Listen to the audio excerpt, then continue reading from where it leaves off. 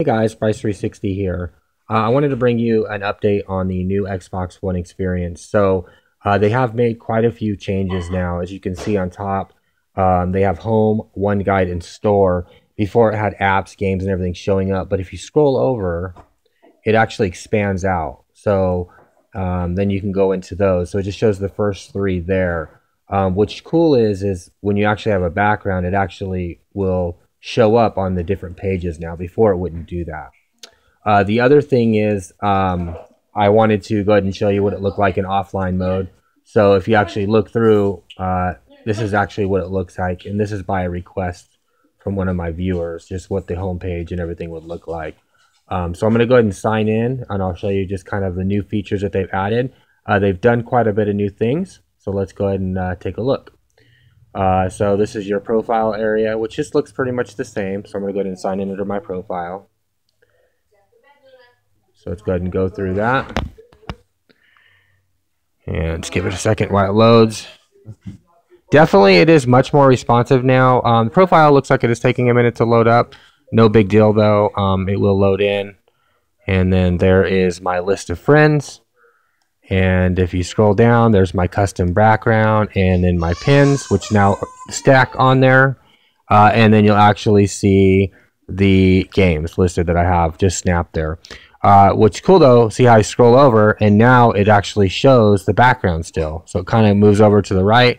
But if you expand out to the store area, it does change the background into the store, the apps, the movies, and the music. I kind of like that. It does separate the backgrounds. Maybe eventually let us separate individual per area. But it is a kind of a cool thing for that. Some of the cool changes that I've noticed so far is if you go to settings, they now have a turn off console and restart console, which is kind of cool. And then also I noticed in the message area, I click on my friend here. Okay, actually, here, let me do, oh, keyboard, see the keyboard? The keyboard is different now. Looks a little bit different, which is kind of cool. And the other thing is, if I go to party, let me go ahead and start a party. I'll just start a random party. This is something different. It says show text chat. So I think like this is when party members text you, or even somebody texts you, and within the party you can just look through the quick list and respond without having to go all the way to messages and scroll through your big list of friends. It's within the party, which is kind of cool for that. The other thing that I did notice, let's go ahead and go up here to party. Sorry, one hand again, guys. Bear with me. Is if you go to your friends, let's just click on anybody. And it allows you to change relationship. I don't know if you can see that. Let me see if I can. And you can just do it within the menu. Add friend, add his favorite, share name. So kind of cool there. They've definitely added features there, which I like. It's much more responsive now. Some of the gripes that I had before, like going to my games and apps. No, that wasn't a good example, but let me try that again.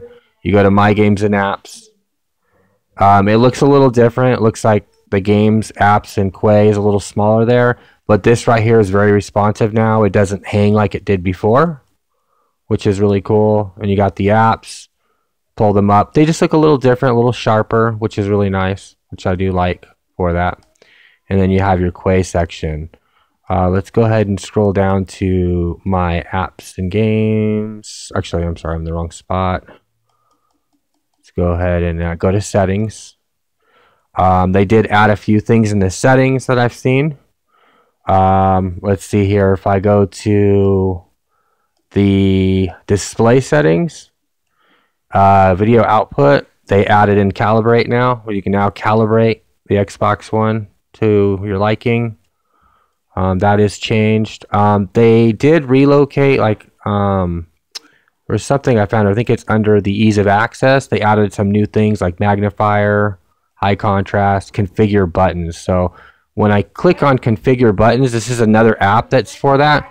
So if I hit configure, I think this has to do with button mapping or something maybe. It's not fully available yet, and I think that has to do with the Pro controller, the Elite controller, excuse me. They also added pin to home on the menu button when you go over apps now on the home screen. And then manage apps. You can manage some apps by clicking on them. I did check the actual like Pandora stuff and the Groove music to see if you could snap things. I'm not seeing that, like where you could snap and then unsnap to have music playing in the background. I still don't see that. I've been looking for if any kind of way to do that, because I know a lot of people have been really wanting that request for that. And I will also be doing an unboxing of the Halo bundle too, just to let you guys know when that eventually comes out. But a new app I noticed that was in here is the Xbox accessories app, and it's an app specified for accessories. My guess is for the Elite controller and things like that. I told you in my one of my last videos, Upload Studios combined with Game DVR now, so it's just one spot. And the Edge browser has significantly improved. I'm really excited for this. Everything has definitely gotten a lot better. Bug fixes, games launching better. But it's just a lot cleaner now. If you go to, let's just go show address bar here. And let's go up to recent. And let's just do Google. Okay. And the keyboard looks really nice. I like the way they did the keyboard. It looks just a little different now. I don't know. It's really nice. I like the way they did it. Got the highlights and everything right there, which is really nice. And you can go ahead and minimize. Everything's much more responsive. And now I did notice something. They did remove something here, and I think it was under settings. And notifications have been fixed. It says my battery is low. That's been fixed now, so they are monitoring that on your controller. That works. But it used to show the volume controls and stuff for the headset. I don't know if that's been removed on player feedback. Maybe people didn't like that, possibly, or maybe it only shows up on specific controllers. That could be a possibility too. Not 100% sure on that. I do like to show text chat and all that as well. But these are just some of the new updates. There's definitely other things. I'm going to go ahead and get into also, this is another request. I wanted to kind of do this last, is they wanted to show me how the snapping worked for that. So I'm going to go ahead and just snap like, here, I'll snap the achievements first. Oops, my bad. Sorry, guys. Kind of unsnap the achievements area, and then it loads up pretty good. It's pretty fast. Some things load faster than others, it's still got things to be worked out, but for the most part it looks pretty good. And you can unsnap, but let's go ahead and go up to hit back here. Back again. I think it's going to unsnap me out. Yeah, of course it did. Let's try to do this again. Let's go ahead and snap like Groove music.